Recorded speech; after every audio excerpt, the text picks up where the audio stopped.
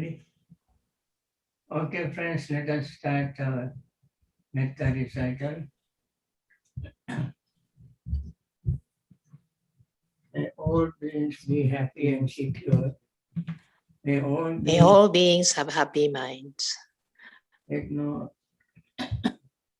whatever living beings It they are beings there may without exception, weak or strong, long, large, medium, short, subtle or gross, visible or invisible, living near or far, born or coming to birth. May all beings have happy minds. Let no one deceive another, nor despise anyone anywhere. Neither from anger nor ill will should anyone wish harm to another. As a mother would risk her own life to protect her only child, even so towards all living beings, one should cultivate a boundless heart. One should cultivate for all the world a heart of boundless living friendliness, above, below, and all around, unobstructed, without hate or resentment, whether standing, walking, sitting, lying down, or whenever awake. One should develop this mindfulness. This is called divinely dwelling here, not falling into erroneous views, but virtuous and endowed with vision, removing desires for sensual pleasures. One comes never again to birth in the womb. With this metta thought in mind, let us continue our meditation practice as we repeat every day. This is very important, hard or course, what you call sort of a very core instructions on meditation. Whether one is a beginner or advanced person. So we want to start the practice and then continue until I ring the bell. At this point, we focus our mind on our breath and exclusively use the breath as an object of meditation, concentration, without verbalizing, conceptualizing, going to the past or to the future. We want to stay in the very present moment. The present moment is called existing moment. That is the only moment we know that where we can experience rising and falling, appearing and disappearing of our breath. We may notice the breath touching our nostrils, that is what is called contact, phassa, and then it goes to lungs, then expands, and then it expands our abdominal area. All these happen as the secondary functions of the breathing. First is the touch, and then we notice the breath moving in and out, or rising and falling, rising and falling, appearing and disappearing, appearing to the mind, disappearing also to the mind.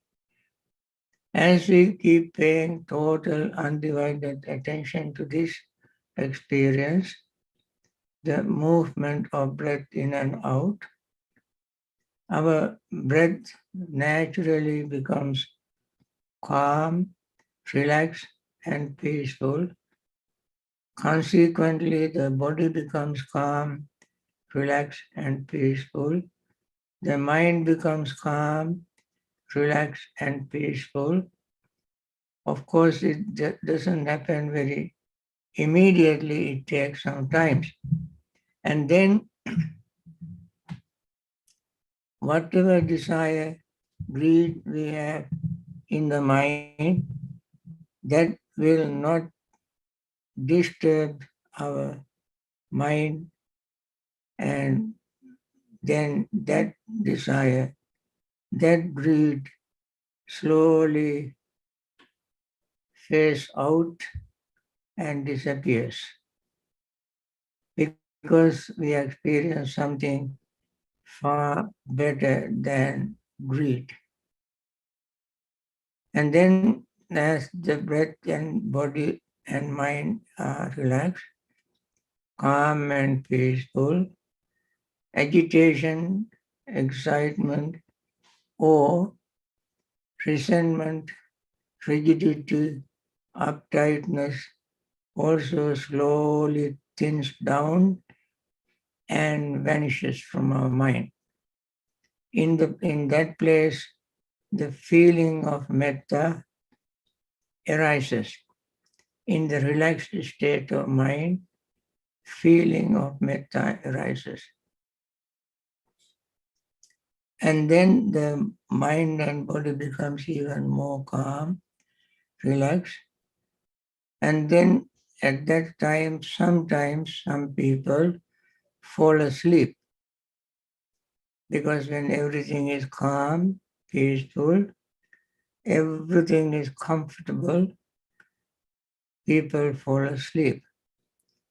Then as we are noticing the sleep coming slowly, immediately we must wake up and arouse our energy to overcome sleepiness, thinking that this is very precious moment, hard to gain. We are so busy doing so many things, and therefore to get a moment to meditate is very difficult. Once we got it, we should not lose it. We must make the use of that golden opportunity. And also, when we arouse our spiritual urgency with great effort and determination, sleepiness, drowsiness fade away. And then again, as a result,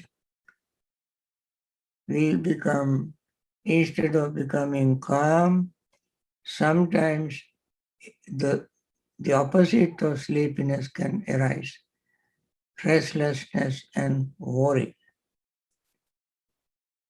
Restlessness and worry also is not a wholesome state, especially at the beginning. At any time we meditate, we are expecting to gain concentration. Restlessness and worry does not allow us to gain concentration. And therefore we must be very mindful of that particular mental state and try to be calm, relaxed, and peaceful, and restlessness will slowly fade away with our earnest wish to getting rid of that.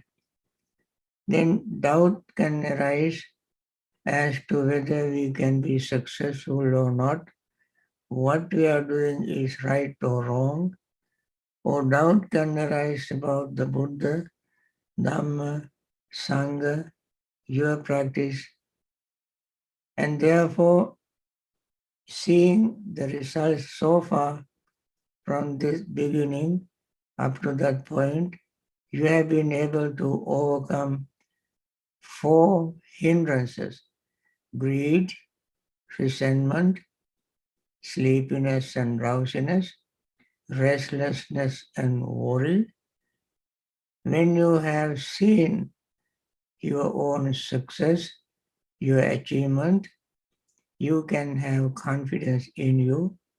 You can have confidence in the Buddha who introduced this method, and then your doubt will fade away. Once all these hindrances are taken care of, the mind gain concentration, because when all these hindrances are faded away, you are full of joy and happiness. Your greed, hatred, and so forth are stumbling block, hindrance. When they are gone, you feel very happy. You are glad. That happy state of mind, you gain concentration. When you gain concentration, you are not like an inanimate dead object. You are still alive. You are still aware of the subtlest changes taking place in your mind, body, feelings, perceptions, thoughts, and consciousness. They all change. They don't line up to change when one changes and wait that to be over for the next one to change and so forth. They all rise and fall at such a rapid speed that you even cannot notice they are individually. You can notice the whole bunch of aggregates changing, rising, falling, in the most subtle state, finest state. That is what is happening when you gain true right concentration. In that right concentration, you see things as they really are. It means things are these aggregates, really as they are means as they are changing, as they are rising and falling. And then you gain deeper awareness of any greed, hatred, and delusion will not arise in your mind. Any of these, your mind is in the calm, relaxed, real, peaceful state. Even though it is short, but it is excellent, great, exquisite experience in life. So try to stay in that state. If you gain it, of course, all this will not happen instantly, but we can slowly, gradually gain it. So I let you do that and experience yourself.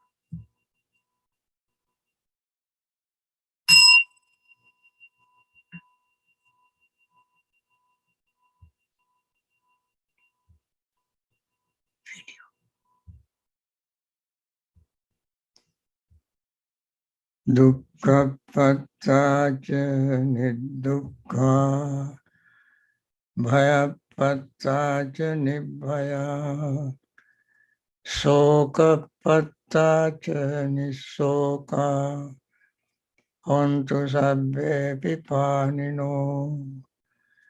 May the suffering be free from suffering. May the fear struck be free from fear.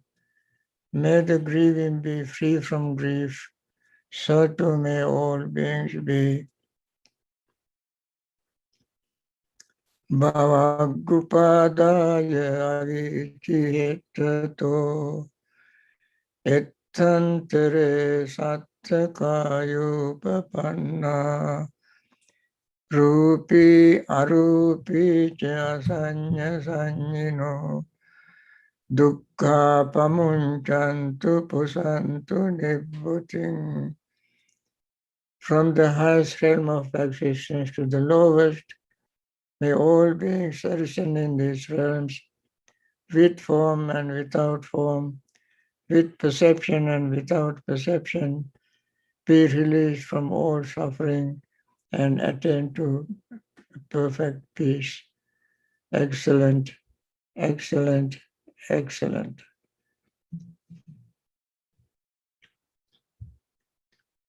Friends, now we want to continue our session with the Dhamma talk.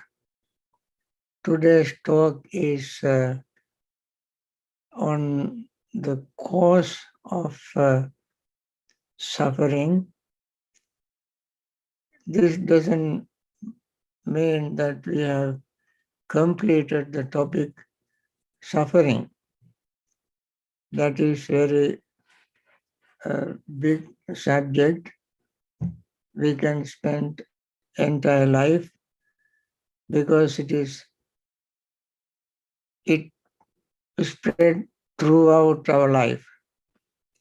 It is not happening one day, 2 days, 3 days, but it is spread throughout our life.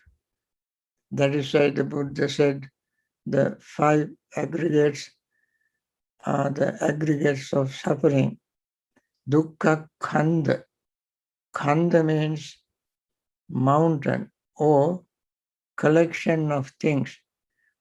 In this collection of things, we find suffering as a main thing that is with these aggregates. And therefore, to talk about it is, it will take very long time.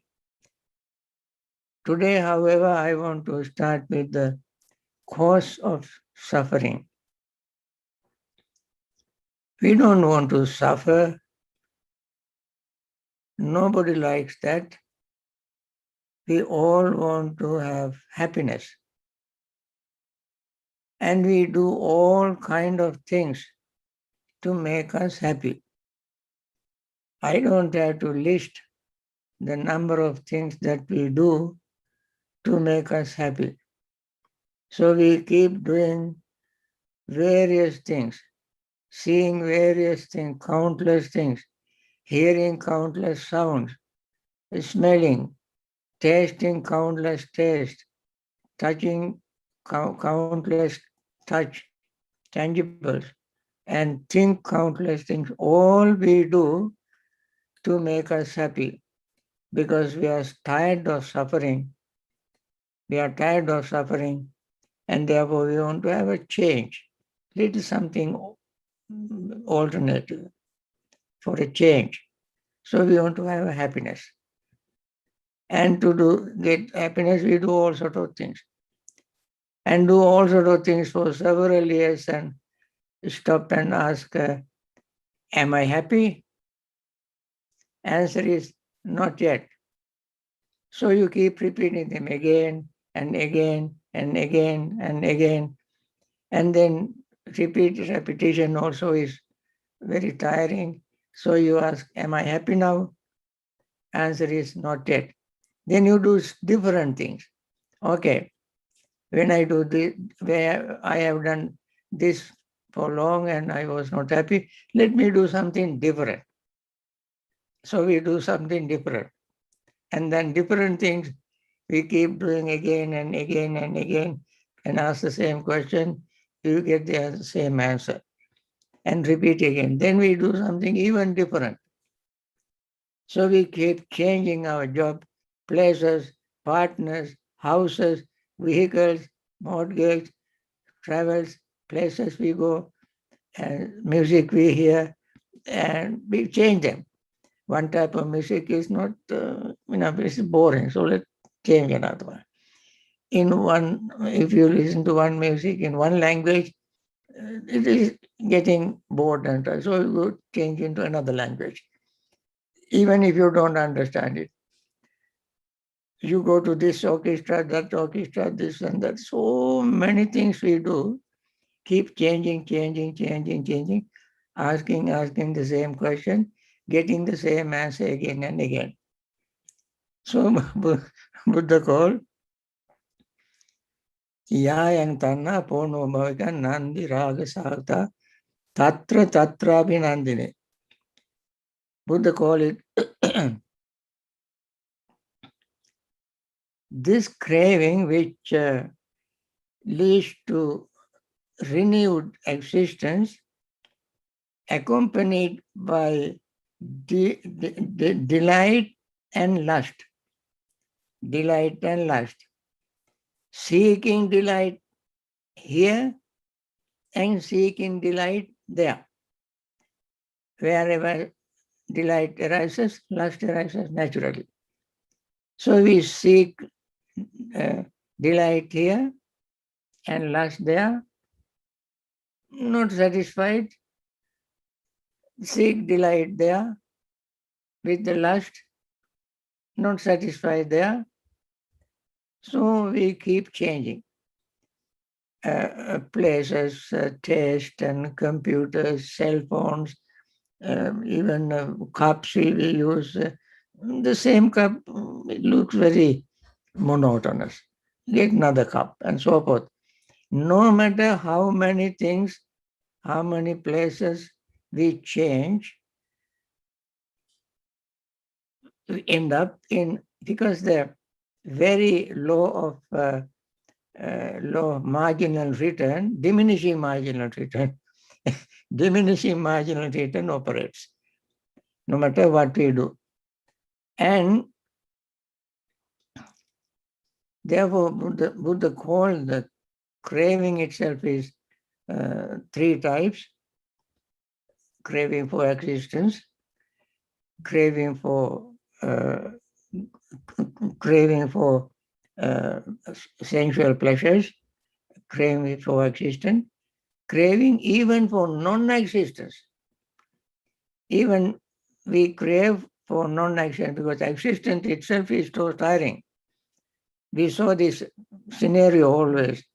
delight and lust, delight and lust, delight and lust. It's not ending. Therefore, this is very tiring of existing. So we arouse different type of desire not to exist. That's one life is enough. So we don't want to be reborn. Just enough. Cut off. Finish. Kaput. I don't need anymore. So that's what we think. And therefore, Buddha said, not to get what one wants is suffering. To get what one wants also is suffering. And when we desire certain things and we don't get it, of course, there is suffering. So this Buddha gave many beautiful examples. These are examples. There are many millions of other examples, but Buddha gave very groups of examples. One is called aging. The Buddha said that to being subject to birth, there comes the wish, oh, that we were not be born, we were not subject to birth. That birth would not come to us. But this is not to be obtained by wishing. And not to obtain what one wants is suffering. What is there is a desire. Desire not to grow old. And to grow old also is a desire. When children, they have a desire to grow very quickly, to do what the grown-ups do. When they are young, they feel that they are limited. They cannot do whatever they want, where they cannot go wherever they want. They cannot say whatever they want. They cannot eat and so forth. There are limitations. Parents, adults control them. Don't do this, don't do that. They want to be, they have a desire to grow. Thinking that once you are grown, you can do anything you want. Of course, they do anything they want until they get into trouble. Because driven by desire, since they don't have any control, they go on doing various things. And therefore, for someone after growing, all of us, once grown, then we begin to age. Then desire arises, may I not grow old, may I not age, may age never come to me. At the beginning, when you are young, we want to grow. Now we don't want to. So, delight and lust. First, we have delight and lust, then got tired of it, and then we don't want it when we go older. As young children, we want it. As adults, we don't want it. So what we wanted at one time, we don't want to do it another time. That is the nature of desire.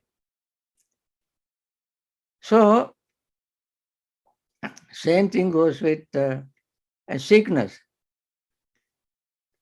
Being subject to the beings, living beings, who are subject to sickness, wish, may I never get sick. sickness will never come to me. Of course, nobody welcomes sickness. Even children don't welcome sickness. Everybody dislikes sickness. No one wants it. And, and yet it comes. That is what we get.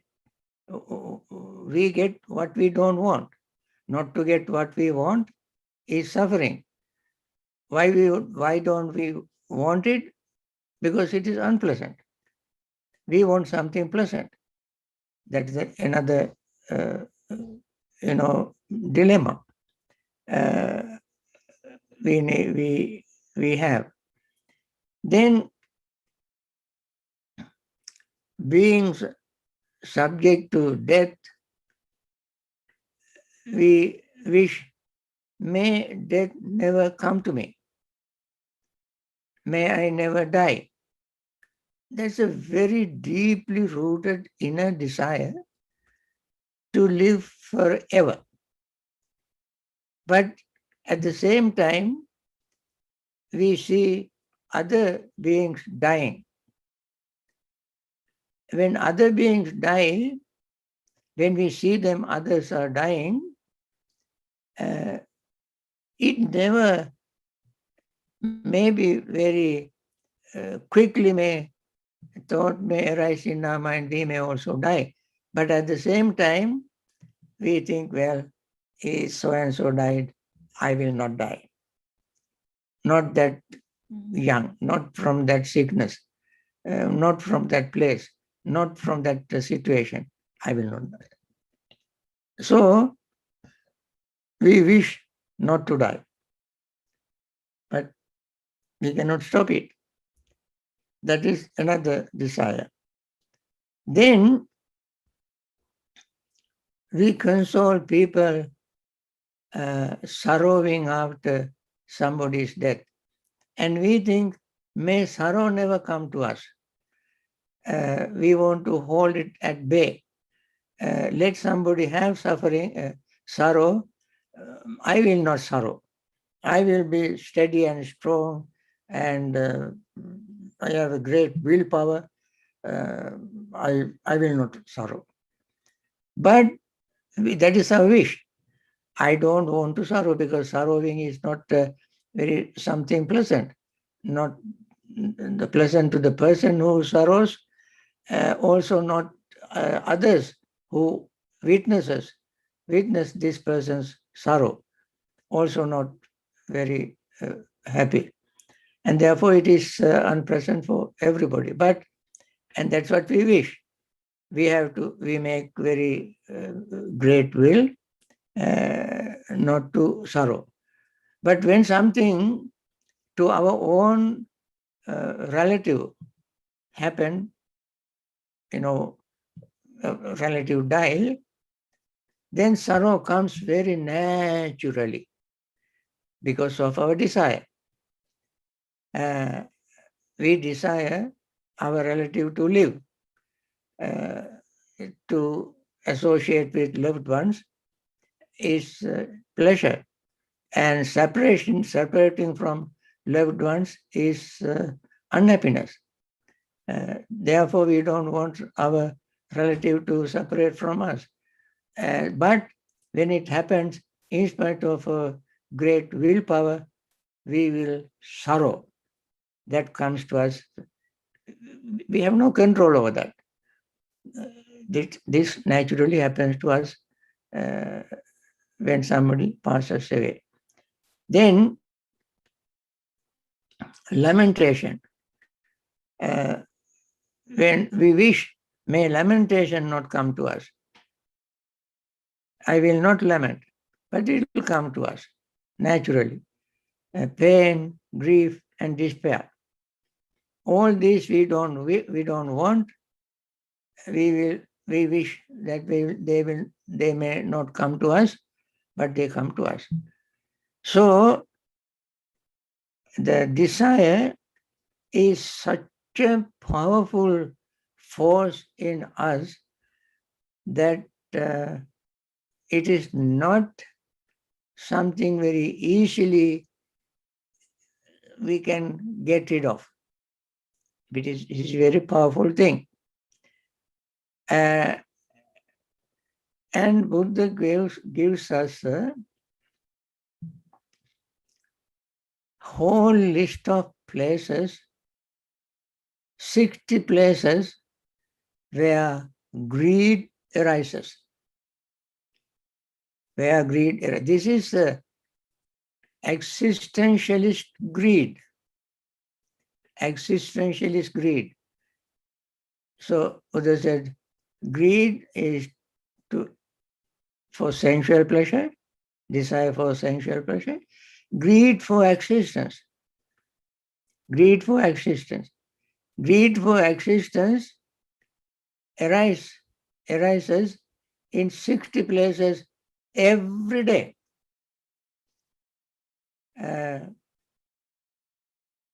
So these are the 60 places. I think sometimes ago I mentioned them, but in this talk also I want to mention them again for people to remember. We have to repeat the same thing again and again to remember. That the secret of memorizing. Secret of memorizing is repetition. And that's what the Buddha did. So the 60 places are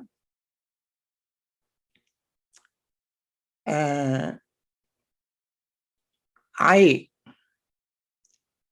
is pleasant and agreeable.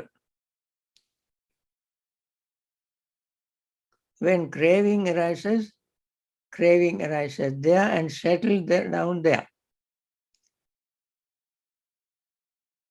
Our eyes are very pleasant to us and we like them. We don't want our eyes to get sick. We don't want our eyes to get weak. Our vision become weak. And we want to have a healthy eyes. When we have it, we have desire. And then ears. We want to have a very healthy ears to hear any tiny little sound, and desire arises in the ear. And desire arises in the nose. Desire arises in the tongue. Desire arises in the body. And desire arises in the mind. These are the 6 places where desire arises, our 6 senses. And then desire arises in 6 sensory objects: form, sound, smell, taste, touch, and thought. That's called Dhamma Tanha. Dhamma here means mind objects. We have craving for Dhamma Tanha. There Tanha arises, craving arises. Now we have 12. And then eye consciousness, ear consciousness, tongue consciousness, body consciousness, and mind consciousness, craving arises there. Because consciousness is pleasant, agreeable, and craving arises there.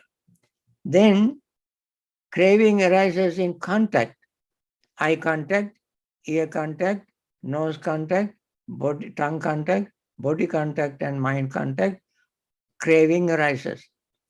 Craving arises in feelings that arises depending on eyes, depending on ears, depending on nose, depending on tongue, depending on the body, and depending on mind objects. Feeling arises. And then that feeling can be pleasant, unpleasant, or neutral. When the pleasant feeling arises, we have a craving. When the unpleasant feeling arises, we have a craving to get rid of unpleasant feeling. When neither pleasant nor unpleasant feeling arises, although there is confusion, we have a desire to get rid of this confusion. So even there, in that feeling, desire arises. Then perception of form, perception of eyes,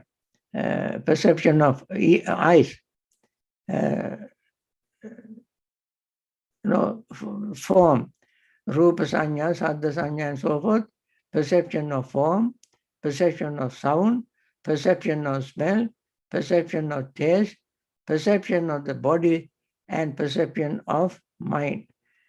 Craving arises in these 6 places. Then thought of the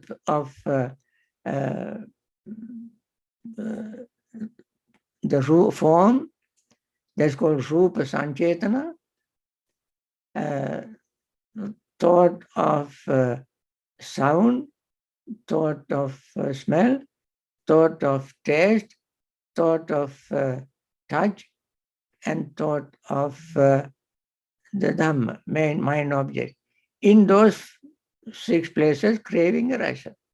And then craving arises even from craving for form, craving for form, craving arises. Craving for sound, more craving arises. Craving for smell, more craving arises. Craving for taste, more craving arises. Craving for touch, more craving arises. From craving of thought, more craving arises. And then further thinking of form, sound, smell, taste, touch, and thought, more craving arises. When we maintain those thoughts, sustaining those thoughts of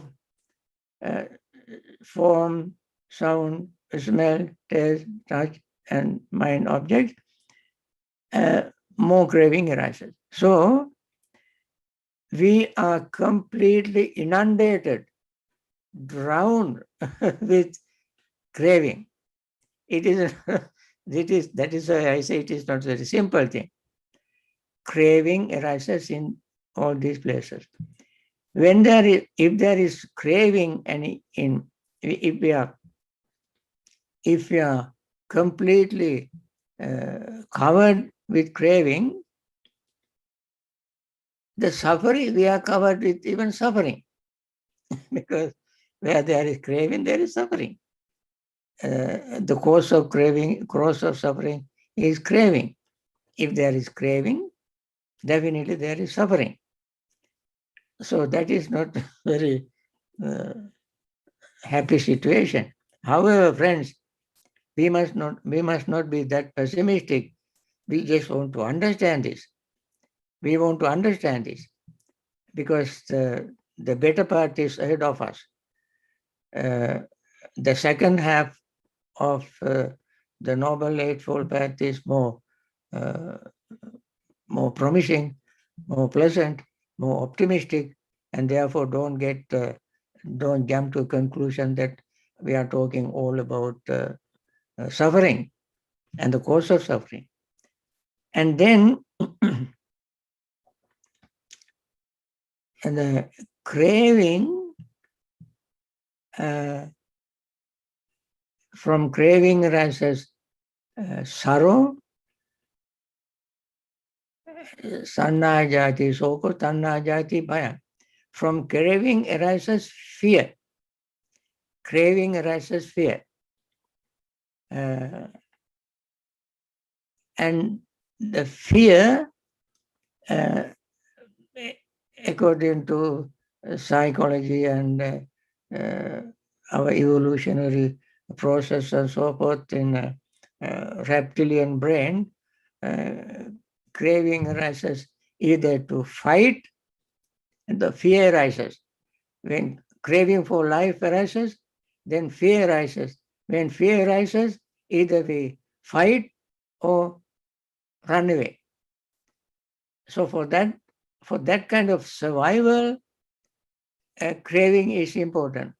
Survival means survival of suffering. What else? So even there, it is not something that we can welcome. Even there, although we have it, in order to maintain this life, in order to live, we use the craving and fear that arises from craving. So this much, I think, is enough for craving, friends.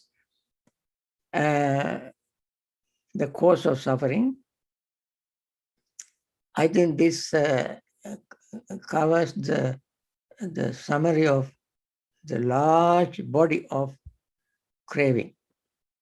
And with this, I want to end this morning's session and share merits with all those who are suffering. We started this series of talks last year, 2020, March, especially when this COVID epidemic started and many people were affected, infected, and began to die. So we started this series and end with our earnest wish that may all those who are in hospitals suffering from this disease be recover very soon and return to their normal health and continue their happy life until they come to an end of samsaric existence. And then the doctors, nurses, and hospital staffs who are taking care of these sick people, even at the risk of their own safety, their own life, they're dedicated to this wonderful, compassionate service. May they continue their service without any infection and live long in very good health.